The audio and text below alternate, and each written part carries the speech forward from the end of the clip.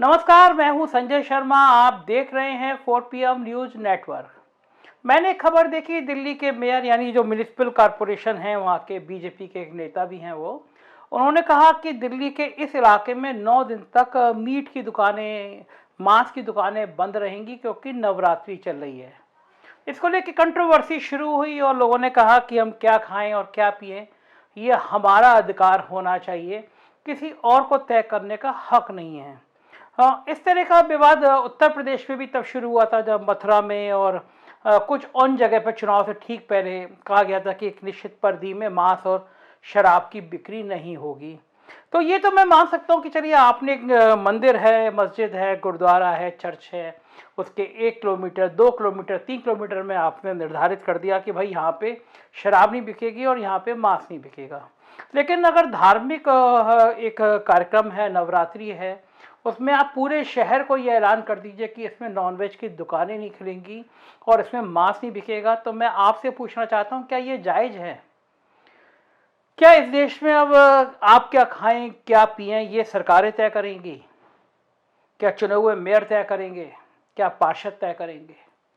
देखिए, आप troll army के सदस्य हो, मुझे गाली दें और मुझे ये साबित करने में लग जाएं कि मैं हिंदू नहीं हूं, तो मैं कुछ व्यक्तिगत चीज़ें बता दे रहा हूं। हालांकि बताना नहीं चाहिए क्योंकि मैं डरता नहीं इस तरह के ट्रोल आर्मी से, लेकिन मैं इसलिए बता रहा हूं कि मैं भी बाकायदा हिंदू। मैं साल के 365 दिन, मतलब हर दिन मैं पूजा करता हूँ। ईश्वर में मेरी पूरी आस्था है। मैं रोज हनुमान चालीसा का पाठ करता हूँ।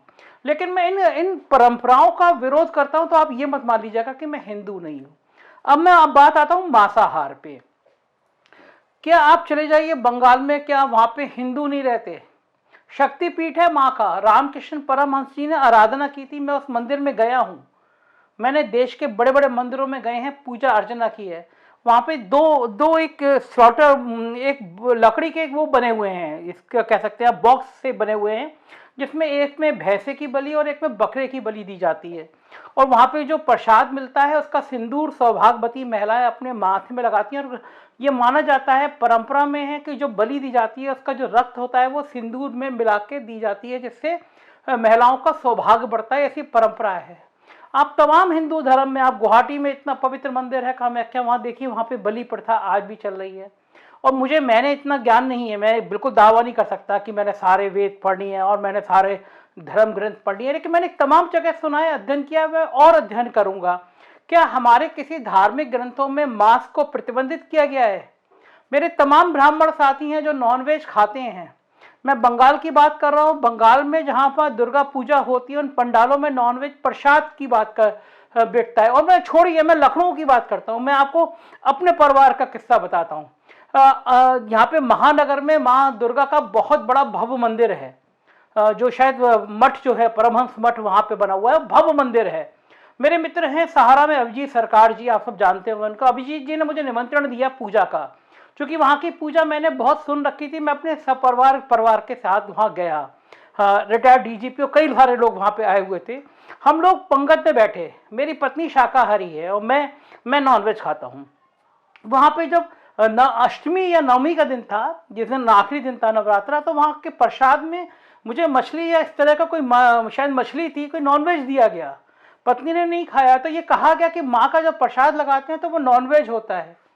तो अगर एक बड़ा हिंदू समुदाय, मेरे तमाम मित्र ऐसे हैं जो ये कहते हैं कि हम जब अष्टमी को या नवरात्रि को आखिरी दिन जब हम प्रसाद चढ़ाते हैं तो बलि देके हम नॉनवेज खाते हैं, तो हम नॉनवेज को भी कि इस श्रेणी में ले आएंगे कि उस पर विवाद खड़ा हो।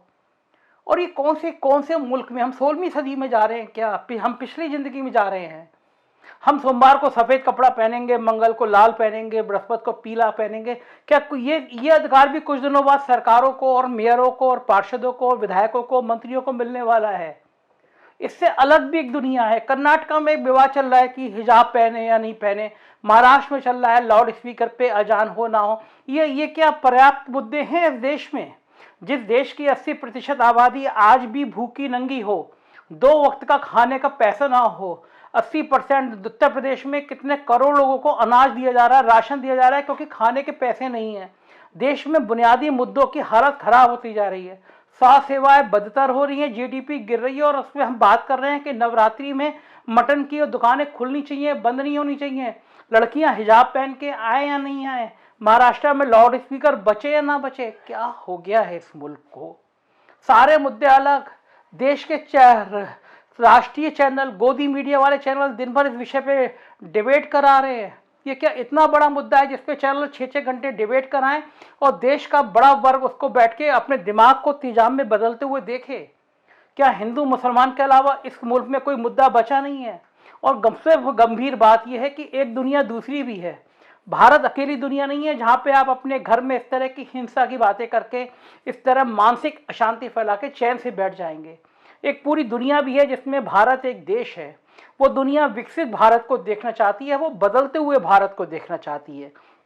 और मैं तो सौभाग्य कहूँ या दुर्भाग्य कहूँ आपका कि आपका प्राइम मिनिस्टर भी वही है जो पूरी बदलती हुई दुनिया को, भारत को एक बड़ी ताकत दिखाना चाहता है। कम से कम मोदी जी अपने भाषणों में तो ये कहते हैं कि वो एक बदलती हुई दुनिया को बदलते हुए विस्तार रूप में दिखाना चाहते हैं। उस विस्तार रूप में क्या मोदी जी अमेरिका और लंदन में जाके ये कहेंगे कि हमारा मुल्क इतना अच्छा है कि जहाँ पे मटन की दुकानें इसलिए बंद कर दी जाएं क्योंकि नवरात्रि चल रहे हैं? मैं मानता हूं कि धार्मिक भावनाएं होती हैं, लेकिन क्या जो पूजा करते हैं, जो उपवास रखते हैं, उनका पूजा और उपवास इतना छोटा होता है कि वो एक मांस की दुकान को देख के डगमगा जाएगा? मेरे घर में भी उपवास होता है, मेरी पत्नी भी उपवास रखती है, मैं जहाँ रहता हूँ इसके पड़ोस में मांस की दुकानें हैं। निकलते समय किसी ने नहीं कभी उसने ये नहीं कहा दुकानें क्यों खुली हैं, ब्राह्मण है वो अंडा भी नहीं खाती है। लेकिन ये पूजा पद्धति आपकी निजी जिंदगी है, आप इसको निजी जिंदगी में रखिए। इस तरह सार्वजनिक प्रदर्शन करके राजनीतिक लाभ लेके क्षणिक राजनीतिक लाभ तो हो जाता है, लेकिन समाज का बहुत बड़ा नुकसान होता है, देश का बड़ा नुकसान होता है।